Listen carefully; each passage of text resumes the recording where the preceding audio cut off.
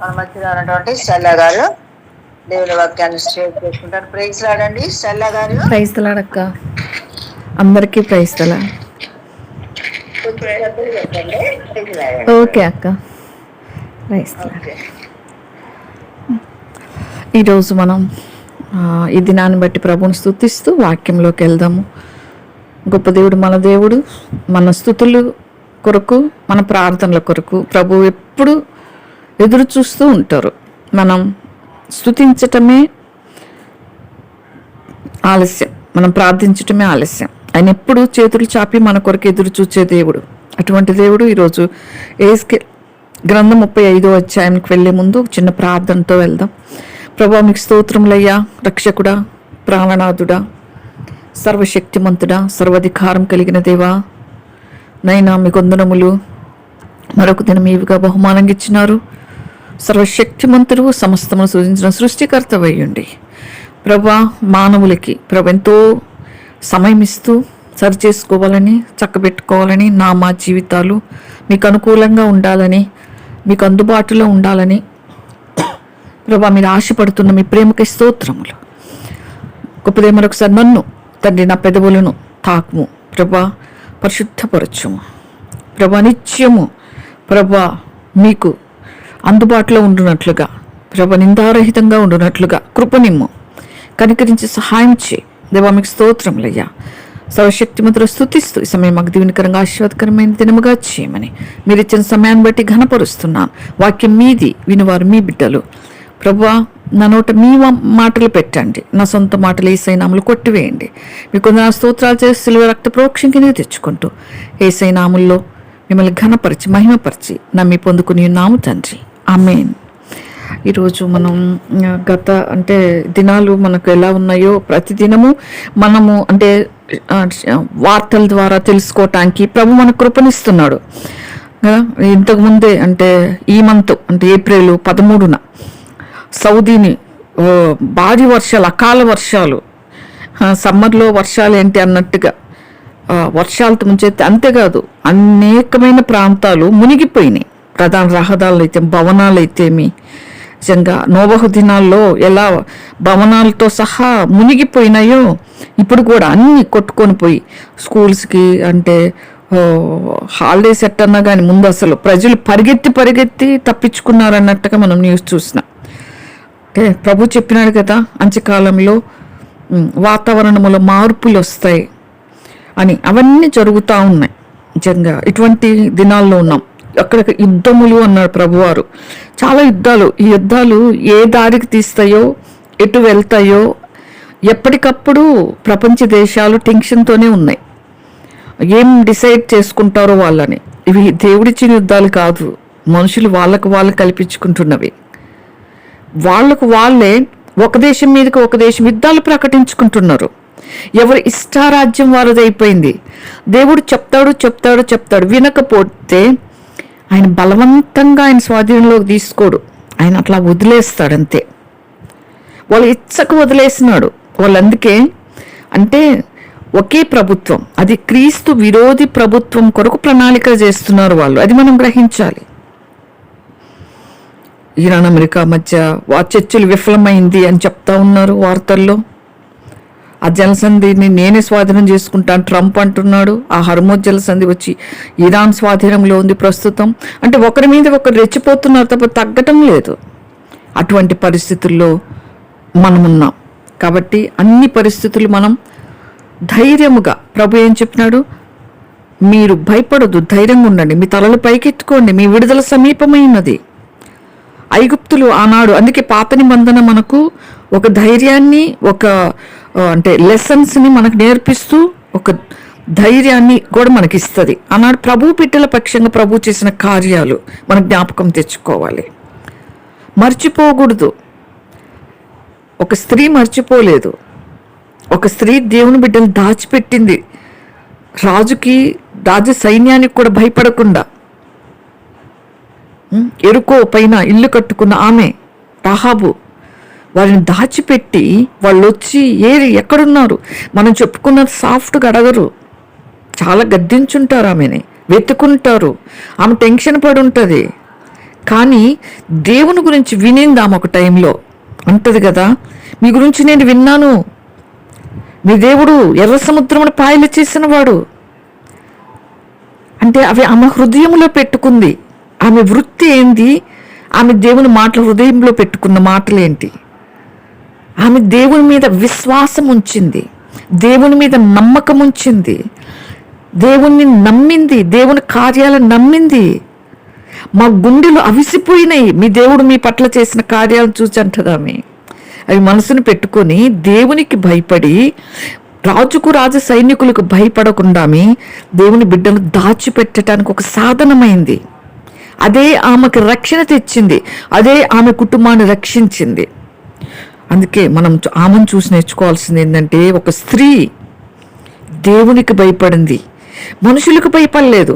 సామాన్యమైన వారు కాదు, రాజు పంపిన వారు, సైనికులు వారు, ఎవ్వరికి భయపడలేదు, రాజు ఆజ్ఞకు భయపడలేదు. అంటే వారి శత్రువుని దాచిపెట్టింది ఆమె. అదే అక్కడే ఉంటూ, యోర్దాను అదే ఆ ప్రదేశంలోనే ఉంటూ. కాబట్టి మనము ప్రభువుని బట్టి ధైర్యం తెచ్చుకోవాలి. నేను ఎక్కడున్నా నా ప్రభు. ఎంత ధైర్యంగా ఉండాలంటే, చాలామంది అంటారు, ఇప్పుడు మొన్న కల వచ్చిందంట చెప్తున్నాడు. జస్ట్ మొన్ననే మమ్మీ కలలో నేను ఒక చోట నిలబడి ఉన్నాను, ఏలియన్స్ అని అందరు చెప్తా ఉన్నారు, ఏలియన్స్ లాగా అందరు వస్తూ ఉన్నప్పుడు చాలామంది కింద పడిపోతున్నారంట, టపని కింద పడిపోతున్నారంట ఏలియన్స్ దెబ్బకి. అయితే అట్లానే నిలబడి ఉన్నాడంట. నేను ఒక్కనే స్ట్రాంగ్గా నిలబడ్డా మమ్మీ అని చెప్తున్నాడు. అందరు పడిపోయినారంట. తర్వాత ఇంటికి వచ్చాను నేను, మేము నిలబడి ఉన్నావు నైట్ టైము, అక్క పడుకొని ఇంకా పడుకో మమ్మీ అని చెప్తున్నాడు. ఇప్పుడు ప్లాన్ ఏం తెలుసా? చాలామంది అంటారు ఏలియన్స్ వస్తారు, ఏలియన్స్ వచ్చి, ఇప్పుడు ట్రంప్ గారు ఏలియన్స్ వస్తాయని చెప్తున్నాడు. ఏలియన్స్ని విడుదల చేయాలి, ఏలియన్స్ని పంపించాలి అని ప్రణాళికలో ఉన్నాడు. ఆ టైంలో ఏం చేస్తారంటే, చాలామంది అబద్ధ బోధకులు సంఘం ఎత్తబడింది అని చెప్పేస్తారు.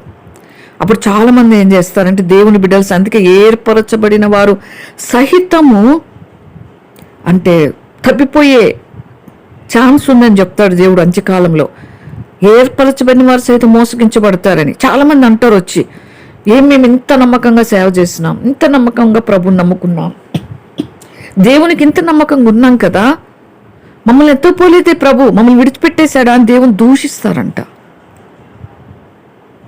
అవి దేవుడు తీసుకుపోడు, దేవుడు సంఘం ఎత్తబడలేదు. అందుకే మనం ఎలా ఉండాలంటే, నేను ఇంకా ఎత్తబడలేదు కదా, కాబట్టి ప్రభు రాలేదు, సంఘాన్ని ఎత్తుకొని పోవటానికి రాలేదు, అంత కాన్ఫిడెంట్గా ఉండాలి. అప్పుడే మనం ఎవరి స్వరాలు మనకు వినబడవు, ప్రభు స్వరం మాత్రమే మనం వినాలి. మనం స్ట్రాంగ్గా ఉండాలి, దేవుణ్ణి బట్టి ధైర్యంగా ఉండాలి. మన ధైర్యం ప్రభువే. ఎందుకంటే సృజించిన సృష్టికర్త, సమస్తమును సాధ్యపరిచే దేవుడు, సర్వశక్తిమంతుడు, సాతాను బలముపై విజయము పొందిన వాడు మన దేవుడు మనకుండగా మనకెందుకు భయం? మనం ఎవరి మాట వినకూడదు, వాక్యాన్ని చూడాలి, ప్రభు మీద అంత నమ్మకం పెట్టుకుని ప్రభుకి అంత నమ్మకంగా ఉండాలి. దేవుడు మనకిచ్చిన సమాధానాన్ని పోగొట్టుకోకూడదు. ఇప్పుడు అంటే సమాధానం పోగొట్టాలని సాతానుడు చాలా ఇస్తాడు. భార్యాభర్తల మధ్యలో సమాధానం లేకుండా అలానే పరిచర్య చేస్తూ ఉంటారు. అది సాతానుడి ప్రణాళిక. సమాధానపరచువారు ధన్యులు, వారు దేవుని కుమారులు అంటారు. అంటే సమాధాన పరిచేవాళ్ళు, సమాధానంగా ఉండేవాళ్ళు దేవుని పిల్లలు.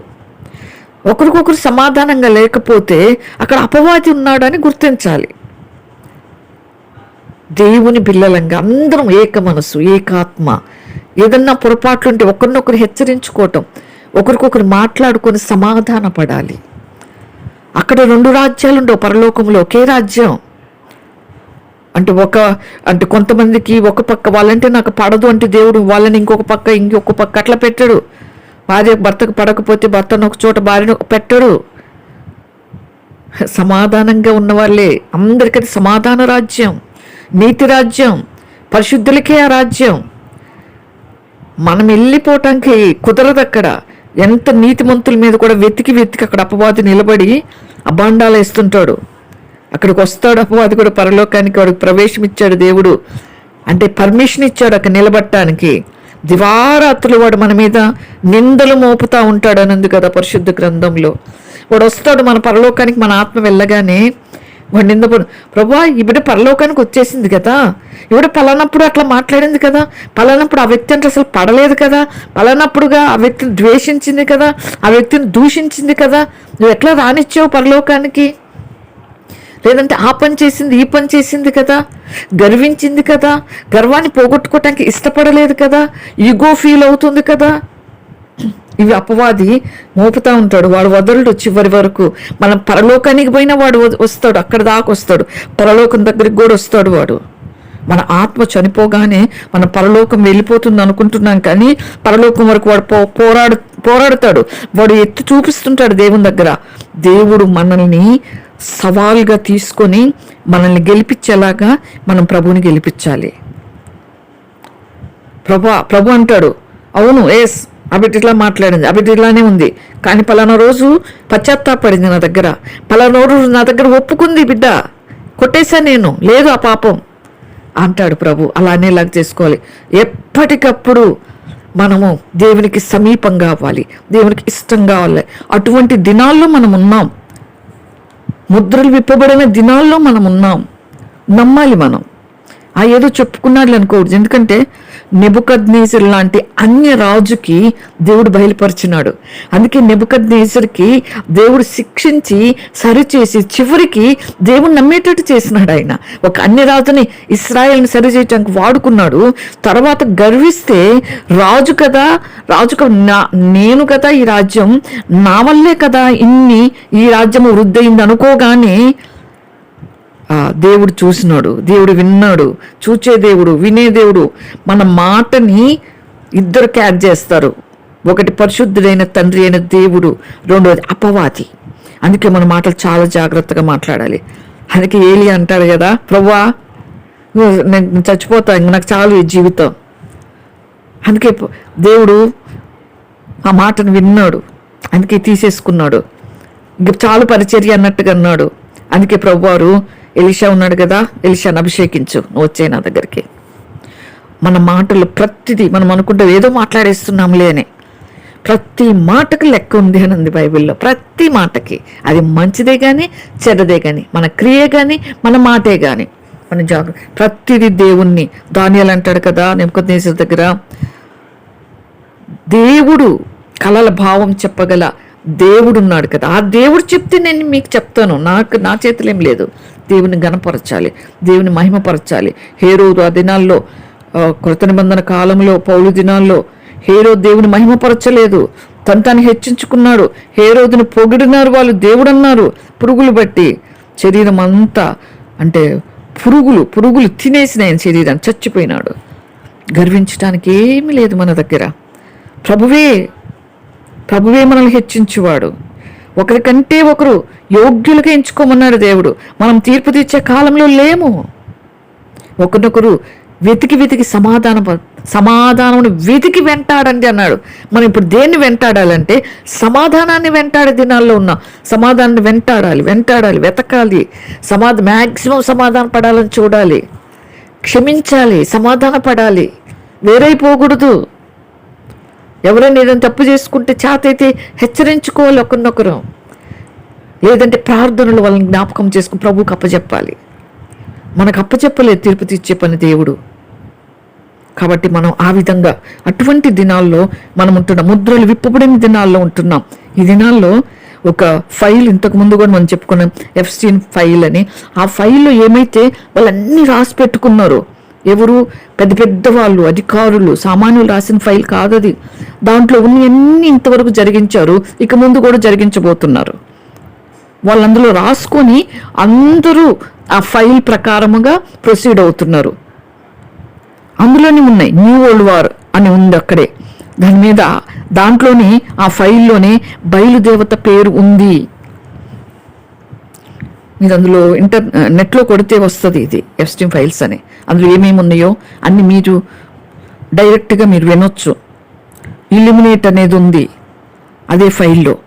బైబిల్లో ఉన్న హేయమైనది అందులో ఉంది. అందుకే హేయమైన కార్యాలు చేస్తున్నారు. నిజంగా అటువంటి ఇది ఈ యొక్క ఒకే ఏమంటారు ఫార్మేట్లో ఉంది. అది ఒకే ఫైల్లో ఉన్నాయి, ఇవన్నీ రాయబన్నాయి. ఒకే ఆర్డర్లో రాసుకున్నారు వాళ్ళు, ఒకే ఎజెండాతో ఉన్నారు అందరూ. ఓపెన్గానే వాళ్ళు అందులో భూమి మీద ఉన్న ఒక పెద్ద పెద్ద సైంటిస్టులు, ధనవంతులు, పొలిటీషియన్స్, రాజులు, అధికారులు, రాయల్ ఫ్యామిలీస్కి సంబంధించిన వారు అందరూ కూడా అందులో ఉన్నారు. ఇంతకుముందు కూడా చెప్పుకున్నాం.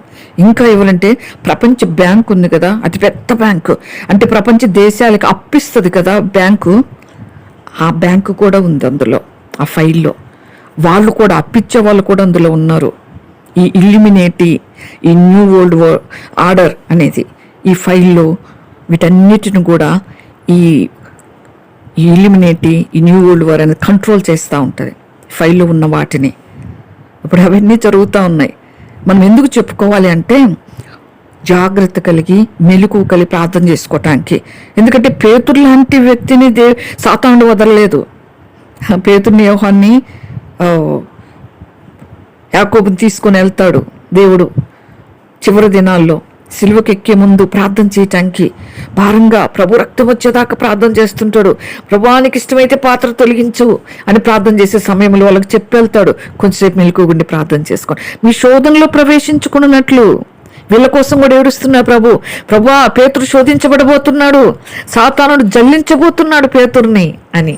అందుకే వాళ్ళ ముగ్గురిని ప్రభువారు మీరు మెలకువగుండి ప్రార్థన చేయండి, దూరంగా వెళ్ళి రాతివేతో దూరం వెళ్ళి అక్కడ మోకాళ్ళు వేసి ప్రభువారు కన్నీటితో తండ్రికి ప్రార్థన చేస్తున్నాడు.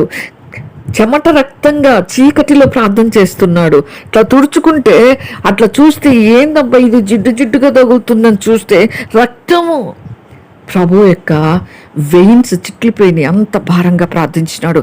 పేతురు తప్పిపోకుండానట్లు ప్రార్థించినాడు ప్రభువారు మన కోసం. ఇప్పటికి తండ్రి కుడి పార్శ్వమున పేతురు అంటాడు కదా, యేసు ప్రభువారు చెప్పుకుంటూ వస్తాడు చివరిలో, మనుష్య కుమారుడు మనుషుల చేతికి దేవుని అప్పగించబడతాడు, మనుషులకి చనిపోతాడు, మూడో దిన తిరిగి లేస్తాడంటే పేతురు అంటాడు, ప్రభువా అది నీకు అన్నడు కూడను గాక, ప్రభువా జరగకూడదు గాక అంటే పేతురు వైపు తిరిగి ప్రభు అంటాడు, సతనా నా వెనక్కెళ్ళు. అంటే ప్రజల రక్షణ కొరకే ప్రభు చేయి కార్యాన్ని అడ్డుకోవాలని పేతురు ద్వారా పేతురుని వాడుకుంటున్నాడు సాతానుడు. ఆ తర్వాత తిరిగి చివరిలో అంటాడు, పేతురు ఏమంటాడంటే, ప్రభువా అందరు నిన్ను విడిచిపెట్టిపోయినా నేను విడిచిపెట్టాను, నేను నీతోనే ఉంటా సిలువ మరణం వరకు, చివరి వరకు. అందరికంటే పేతురు గురించి రాయబడింది. పేతురు నువ్వు నన్ను ఎరుగు అని 3 సార్లు కోడి కూసేపులో 3 సార్లు బొంకుతావు. కరెక్ట్గా అంతే. ఒక చిన్న పిల్ల దగ్గర భయపడినాడు, చిన్న పిల్లకి భయపడినాడు.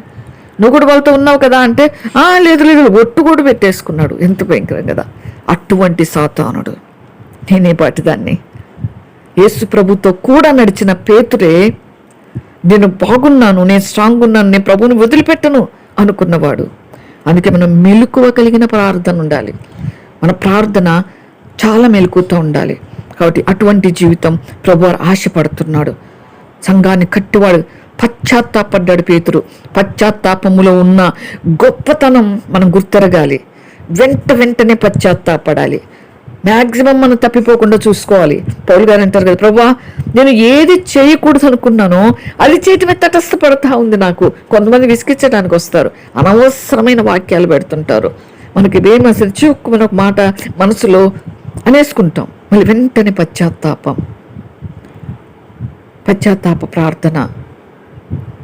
కాబట్టి ప్రభు మనకు సెన్సిటివ్గా ఉండాలి. మన మనస్సాక్షి ఇది ఎంత సెన్సిటివ్గా అంటే ఏ చిన్నది మనము పలికినా, ఏ చిన్నది మాట్లాడినా, ఏ చిన్న ఒక అసమాధానము ఉన్న మనిషితో మనం సెన్స్ చేసి పశ్చాత్తాపడి ప్రభు దగ్గర, ప్రభువా మమ్మల్ని సమాధానపరచవా అని అడగాలి. అటువంటి దినాల్లో ఉన్నాం మనం. ప్రభు రాకడలో చూస్తాడు ప్రభువారు, ఈ బిడ్డ నాకు రాకడ కోసం సిద్ధపడలేదంటే ఎక్కువగా ప్రేమిస్తే వాళ్ళు తీసేసుకొని వెళ్ళిపోతున్నాడు దేవుడు సిద్ధపరిచేసి. ఎందుకంటే దేవుడు అక్కడ చెప్పి రాదు, అది సడన్గా వస్తుంది. కుమారుడికి తెలియదు ప్రభు రాకెప్పుడు, తండ్రికి మాత్రమే తెలుసు. ఆయన వస్తాడు, సంఘాన్ని రెప్పపాట్లు తీసుకొని వెళ్ళిపోతాడు సిద్ధంగా ఉంటేనే. ఎక్కడో ఆ హెడ్డింగ్ మాత్రమే చూశాను, నేను ఓపెన్ చేయలేదు మెసేజ్. దానిపైన ఏముందంటే ఒక పెద్ద ఆయన ఉన్నాడు నిలబడి, 1,00,000కి ఒక్కరు ఎత్తబడతారేమో అని ఉంది అక్కడ పైన టైటిల్. నేను దాన్ని ఓపెన్ చేయలేదు. ఎంతమంది ఎత్తబడతారో ప్రభుకే ఎరుక. ప్రభుకి ఎంత దగ్గరకుంటేనో మనం అంత సెన్సిటివ్గా ఉంటుంది ప్రభు రాకడలో. ఎందుకంటే మనం పరిపూర్ణులైతే కానీ పరలోక రాజ్యం రాదు మనకి. అంత పరిశుద్ధమైనది ఆ లోకం. కాబట్టి అలాంటి దినాల్లో మనం ఉన్నాం. ఇవన్నీ జరిగే దినాల్లో మనం ఉంటున్నాం. ఇవన్నీ కూడా గతంలో 2019లో కోవిడ్ పంపినారు, వాళ్ళే పంపినారు. ఇది జనాభాను తగ్గించాలని చూస్తున్నారు ఇప్పుడు కూడా. మన ఇండియాకి పంపినారు అప్పుడు కూడా, ఎందుకంటే ఇండియాలో జనాభా ఎక్కువ కదా. దాదాపుగా 170 కోట్ల మంది ప్రజలు ఉన్నారు 2024 లెక్కల ప్రకారం. ఆ వైరస్ను పంపినారు. అప్పుల పాలైపోయినారు జనాలు. లక్షల హాస్పిటల్కి పోసుకొని అప్పుల పాలు చేసినారు. అమెరికా వాళ్ళే పంపినారు. వ్యాక్సిన్స్ పంపినారు. ఆ వ్యాక్సిన్స్ వాళ్ళ లాభం పొందుకున్నారు జనాభా తగ్గేలాగా చేయాలని. అది ఒక శాంపిల్గా పంపినారు అంతే. ఇప్పుడు పంపబోతున్నారు ఒకటి 2026 తర్వాత అని ఫైల్లో రాసుకున్నారంట. ఒక వైరస్ పంపబోతున్నారంట. దానికి ఆ వైరస్ తిరుగుండదంట. ఈసారి పంపే చాలా పెద్ద వైరస్ అది అని చెప్తా ఉన్నారు. ఎందుకంటే ప్రపంచం అంతా కూడా 800 కోట్ల మందికి పైగా ప్రజలుంటే, అంటే 2080 నాటికి 2060-80 నాటికి అప్పటికి వాళ్ళకి ప్రభు అంటే వచ్చి వెళ్ళిపోతే ఇంక అవన్నీ తెలియదు కదా. వాళ్ళు అంచనా వేస్తున్నారు సైంటిస్టులు, ఈ జనాభా లెక్కలు, ఈ పెద్ద పెద్ద అధికారులు. 2060-80 నాటికి 1300 కోట్ల మంది ప్రజలు అయిపోతారు. ఈ ప్రజల్ని భూమి పట్టదు, భూమి సహించలేదు, భరించలేదు. కాబట్టి తగ్గించేద్దాం, జనాభాని తగ్గించేద్దాం అని ఒక వైరస్ పంపాలని ఆ ఫైల్లో రాసుకున్నారు. 4-5 మంత్స్ క్రితమే అవి రాసి పెట్టుకున్నారంట. ఈ 2000 ఈ ఇయర్ తర్వాత 2027-28 తెలియదు కానీ అన్నట్టుగా అందులో ఉంది. ఎప్పుడు వదులుతారో వాళ్ళు తెలియదు, చెప్పకుండా వదులుతారు. మొన్న రీసెంట్గా ఎఫ్స్టీన్ ఫైల్ గురించి అట్లా బయటకు వచ్చిందని వాళ్ళు కొంచెం ఆగినారు. సడన్గా ప్రకటిస్తారంట వాళ్ళు. ఏమనంటే లాక్డౌన్ అంటే మనకు ఇంతకు ముందు వచ్చిన, ఇప్పుడు లాక్డౌన్ ప్రకటించినారు కదా ఆ వైరస్కి, కరోనా వైరస్కి. ఇప్పుడు లాక్డౌన్, ఇప్పుడు వచ్చే లాక్డౌన్ ఇంతకు ముందు కంటే పెద్దది అని మోడీ గారు పార్లమెంట్లో చెప్పినారు. ఇది ఈ ఫైల్స్లో రాసుకున్న ప్రకారం చేస్తున్నారు వాళ్ళు. ఇవి దేవుడు పంపే కాదు, మనుషులే పంపుతున్నారు. మనుషులు ఒకరు కీడు చేసుకునే పాండువర్ణపు గుర్రం మీద కూర్చున్న వాని పేరు మృత్యువు. అది రాబోతుంది, ఇప్పటికే వచ్చింది. ఒకరినొకరు చంపేసుకుంటున్నారు, అంటే విచ్చలవిడిగా చంపేసుకుంటున్నారు, విచ్చలవిడిగా జీవిస్తున్నారు. సొదొమ గొమొర్రా నోవహు దినాల్లో పాపం. అలాంటి దినాల్లో ఉన్నాం. నోవహు వలె ఉండాలి. నోవహు దినాలు నోవహు ఒక్కడే నీతిమంతుడు, తన కుటుంబాన్ని రక్షించుకున్నాడు. మనం కూడా మన నీతిగా ఉంటూ మన కుటుంబాన్ని రక్షించుకునే వాళ్ళంగా ఉండాలి. లోకమంతా చెడిపోయినా అందులో మనం ఎట్లా తామర పుష్పం ఎట్లా ఉంటుంది మురికి నీళ్ళల్లో, అట్లా ఉండాలి మనం. లోకమంతా పాడైపోయింది కాబట్టి కరువులు ఇవన్నీ కూడా వాళ్ళు ఇట్లా దీని ద్వారా పంపాలని చూస్తున్నారు. వాళ్ళు ఓపెన్గానే చెప్పేస్తున్నారు. ఒక ఆమె ఇంటర్వ్యూలో కూర్చొని మీకేమి ఇష్టము అంటే, ఒక సినీ యాక్టర్ అమ్మనిందంట, నాకు 8 years బేబీ మాంసం అంటే ఇష్టం అని నవ్విందంట. వాళ్ళు జోక్ చేస్తున్నారా అంటే ఆమె నవ్వి కామ్గా అయిపోయిందంట. ఇవి జరుగుతున్నాయి. ఇవన్నీ బయట పెడతా ఉంటే చంపేస్తున్నారు. ఇప్పటికీ ఒక అతన్ని బయట పెట్టారని చంపేసి యాక్సిడెంట్ కింద చిత్రీకరించేసినారు. ఇటువంటివి జరుగుతున్నాయి, ఇటువంటివి జరుగుతూ ఉన్నాయి. మనకు తెలియటం లేదు, మన దాకా రావటం లేదు. చీకటి లోకంలో ఎన్నో జరుగుతున్నాయి. ఇప్పటికే క్యూబా దేశంలో కరెంటు తీసేసినారు, కరెంట్ లేదు. బ్లాక్అవుట్ అని కరెంట్ లేకుండా చేసేసినారు. పెట్రోల్ అక్కడ లేదు, తినటానికి ఆహారం అక్కడ లేదు, చీకట్లో బతుకుతూ ఉన్నారు. ఇవి ఎక్కడో యాంటీక్రైస్ట్ కూడా వచ్చేసినాడు. యాంటీక్రైస్ట్కి ఫైల్స్కి సంబంధం ఉంది. వాడు ఎప్పుడు బయటకు వస్తాడు? సంఘం ఎత్తబడిన తర్వాత. సంఘం ఎత్తబడక లోపే శ్రమలు ఉంటాయి. అది కరువుల ద్వారా, ఖడ్గం వల్ల. ప్రకటన 6:8 వచనం చదివితే అక్కడ ఉంటుంది, కరువు వలనను ఖడ్గం వలనను చాలా మంది 4వ భాగం చనిపోతారని ఉంది. దాదాపుగా 200 కోట్ల మంది లేకుండా చేయాలని వాళ్ళు అంచనా వేసి పెట్టుకున్నారు. ప్రకటన గ్రంథంలో దేవుని వాక్యం నెరవేరబోతా ఉంది. కాబట్టి మనం ప్రార్థన చేసుకోవాలి. ప్రభా, నేను పిల్లల్ని కూర్చోబెట్టి అదే ప్రార్థన, ప్రభా ఎన్ని కరువులు ఎన్ని ఖడ్గాలు వచ్చినా మీరు మాతో ఉన్నారు. మీరు మాతో ఉన్నారు, భయం లేదు. ఐగుప్తులో చీకటి ఉంది, ఇశ్రాయేల్ ప్రజల మధ్య వెలుగుంది. అలా మమ్మల్ని ఉంచు, ఈ ఆఖరి పర్యంతం మమ్మల్ని కాపాడు, నిర్దోషులుగా నిందారహితులుగా ఉంచు, నీ కొరకు ఉపయోగపడే పాత్రలుగా ఉంచు. అది మా ప్రార్థన. కాబట్టి 2030 లోపు అంత్యక్రీస్తు వస్తాడు అన్నట్టుగా వాళ్ళు అంచనా వేసుకుంటున్నారు. వాళ్ళు కూడా అంటే ఒకే ప్రభుత్వంలోకి తీసుకొచ్చి అంత్యక్రీస్తుని తేవాలని, ఒకే కింగ్. మనం చూపించినారు ఎవరో ట్రంప్ యేసు ప్రభు లాగా చూపించుకోవటం. యేసు ప్రభుని చూపిస్తారు కదా పిక్చర్స్లో, అలాంటి వేషం వేసి ఎవరు మీ తల మీద చేపెట్టి ప్రార్థన చేయటం. అసలు ట్రంప్ క్రిస్టియనేగా చెప్పాలంటే, నటిస్తాడు. కాబట్టి అటువంటివి జరుగుతున్నాయి. తనే అంత్యక్రీస్తు కావాలి అని అనుకుంటున్నాడు అన్నట్టు కూడా వార్తలు వస్తున్నాయి. కాబట్టి క్రీస్తు విరోధి అతను కాదు, ఎవరో వస్తారు, ఎక్కడో ఉన్నాడు, అంటే ఆ సిస్టమ్ కనెక్ట్ అయి ఉన్నాడు. అందుకే ఇవన్నీ జరుగుతూ ఉన్నాయి. తెల్లని గుర్రం విడుదలైపోయింది, ప్రకటన గ్రంథంలో ఉంది. కాబట్టి ఎర్రని గుర్రం విడుదలైంది, యుద్ధాలు జరుగుతూ ఉన్నాయి. యుద్ధం ఏ దారికి తీస్తుందో అంతు చిక్కట్లేదు ఎవరికి. ఎటువంటి నిర్ణయాలు తీసుకోపోతున్నారో తెలియట్లేదు. ప్రకటన 6:7 ఉన్నట్టుగా 4 ముద్ర వచ్చినప్పుడు, అదే ఈ పాండువర్ణంగా కూర్చుని మృత్యు వచ్చినప్పుడు ఎన్ని మరణాలు వస్తాయో తెలియదు. కాబట్టి మనం ప్రభు కొరకి ప్రభుని చూద్దాం, భయపడాల్సిన అవసరం లేదు. ప్రభుని మనం నమ్మితే మనం దేనికి భయపడం. ప్రభుని నమ్మితే మనం దేనికి భయపడాల్సిన అవసరం కూడా. ఇవి ప్రాముఖ్యమైన విషయాలుగా మనం చెప్పుకోవటం కూడా మంచిది. బైబిల్ స్టడీతో పాటుగా ఇవి కొన్ని చెప్పుకొని బైబిల్ స్టడీలో ఉన్న మనకు అవసరమైన వాక్యం మనం చెప్పుకోవటం కూడా మంచిది. ఇప్పటికే కొన్ని దేశాలన్నీ కలిసి ఒకటిగా అయిపోతున్నాయి. ఇప్పుడు అరబ్ దేశాలన్నీ ఒక కూటమిగా అవుతున్నాయి. తర్వాత అంటే మనకు నెబుకద్నెజరు చూపించినాడు కదా, ఆ బొమ్మలో ప్రతిమలో శిరస్సు నెబుకద్నెజరు ప్రభుత్వం అయిపోయింది. తర్వాత ఉదరం వెండి ఆ ప్రభుత్వం అయిపోయింది. తర్వాత పట్టభాగము ఇత్తడి అది అయిపోయింది. తొడలు ఇనుము అది అయిపోయింది. పాదములు మట్టి ఇనుముతో కలిసినవి. అంటే కొన్ని బలమైన దేశాలు ఉంటాయి, కొన్ని బలహీనమైన దేశాలు ఉంటాయి.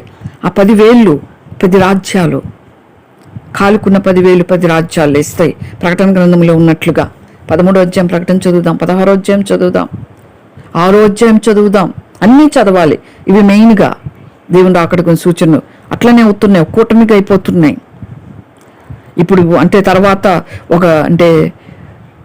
బ్రిక్స్ ఇప్పుడున్నది, అది ఒక కూటమిగా అయిపోయింది. G7 అనేది ఒక కూటమి అయింది. EU ఒక కూటమి అయిపోయింది. ఇవన్నీ కూడా మనం ఇంటర్నెట్లో కొడితే మీకు తెలుస్తాయి. ఇవన్నీ ఒకటిగా ఫామ్ అవుతున్నాయి. మొత్తంగా అన్నీ కలిసి ఒకటిగా ఒకే కూటమిగా అవ్వాలని చూస్తున్నాయి. రోమ్ కొన్ని దేశాలను పరిపాలించింది. ఆ సామ్రాజ్యం మొత్తం ఆఫ్రికా, యూరోప్, ఏషియాలో ఉంది కదా.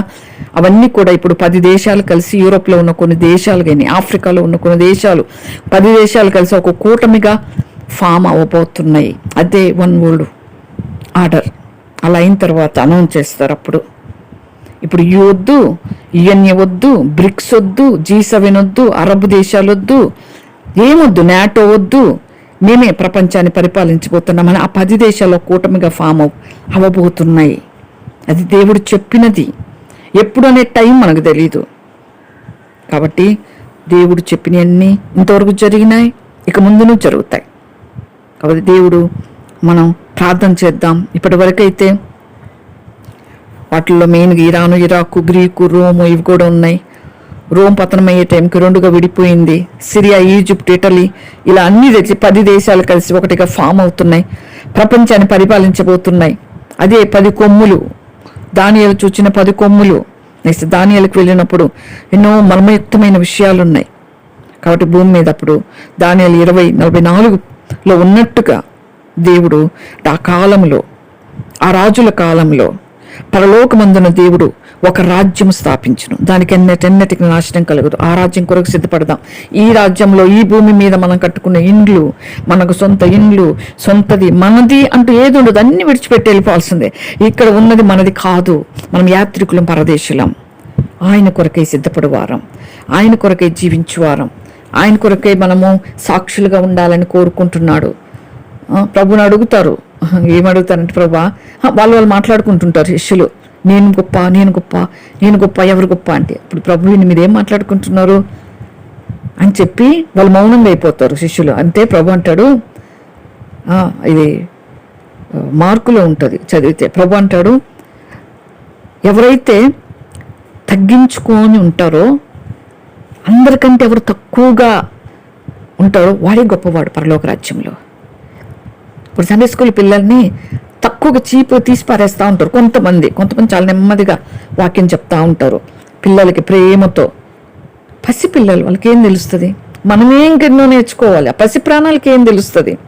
ఆయన గద్దిస్తూ ఉంటే ప్రభు అంటాడు పెద్ద తిరగటి రాయి మెడకట్టి సముద్రంలో పడేయటం మేలు. పిల్లల్ని ఆటక్కపరచకండి. ఒళ్ళో కూర్చోబెట్టుకున్నాడు దేవుడు చిన్న పిల్లల్ని. అలా రానియండి నా దగ్గరికి, వాళ్ళంటే నాకు ఇష్టం. వాళ్ళు ఇప్పుడు తెలియక చేస్తారు తప్పు, కొట్టగానే కొట్టిన మనిషిని కూడా మర్చిపోయి మళ్ళీ పిలవగానే వెళ్ళిపోతారు. వాళ్ళది అలాంటి వాళ్ళది పరలోక రాజ్యం అంటాడు. వాళ్ళు తగ్గించుకుంటారు, కూర్చోంటే కింద కూర్చుంటారు, లేంటే లేస్తారు, ఏ చెప్తే చేస్తారు పిల్లలు. ఆ పసిపిల్లల్లాగా అవ్వాలంట మనం. అట్లా తగ్గించుకున్న వాళ్ళదే పైన. సండే స్కూల్ పిల్లలు ఒకవేళ వచ్చినప్పుడు ప్రభు ఎత్తబడితే సండే స్కూల్ పిల్లలు ముందుంటే వాళ్ళు ఎక్కడో పైన ఉంటారు. పిల్లలు కొట్టిన వాళ్ళందరికి ఎక్కడో అందుబాటులో ఉండరు. మొన్న నేను వాక్యం నేను చెప్పుకుంటూ ఫ్యామిలీ ప్రేయర్లో మార్కులో ఉన్నాం. ఇప్పుడు చెప్పుకుంటూ పిల్లలతో అంటూ ఉంటే చాలామంది కఠినంగా చూస్తారు నా సండే స్కూల్ పిల్లల్ని. నాకు చాలా ఇష్టం పిల్లలంటే, ఎందుకంటే ఏసీకి ఇష్టం కాబట్టి ఇష్టం. అలా వాక్యం మేము ఒకరినొక షేర్ చేసుకుంటూ సండే స్కూల్ పిల్లలు వేసే ఒళ్ళో కూర్చోబెట్టుకుంటే సండే స్కూల్ పిల్లలను కొట్టే టీచర్లు ఎక్కడో దూరంగా కూర్చొని ఇట్లా తొంగి చూసి ఏసై ఆ పిల్లల్ని దించేస్తే పోకుండా బాబా మేము కానీ మాకు ఛాన్స్ ఇస్తే వాళ్ళని లాక్కెంత కూర్చోబెట్టాలని అనుకుంటానంటే పిల్లలు నవ్వుతున్నారు, మళ్ళీ ఏమో చెప్పాము మమ్మీ అని. అట్లా ఉంటుంది. ప్రతిదీ లెక్కే ప్రభువుకి. మనం ఏదో చేసేస్తున్నాం, మనం ఏదో పరిచర్య చేసేస్తున్నాం, సండే స్కూల్ పరిచర్య. చాలామంది అంటే అందరూ కాదు అనుకుంటారు, కాదు. ప్రభు విధానంలో చేయాలి, ప్రభు చెప్పినట్లు చేయాలి, అప్పుడే ఫలం ఉంటుంది. ఇక యెహెజ్కేలు గారికి ప్రభు చెప్తున్నాడు,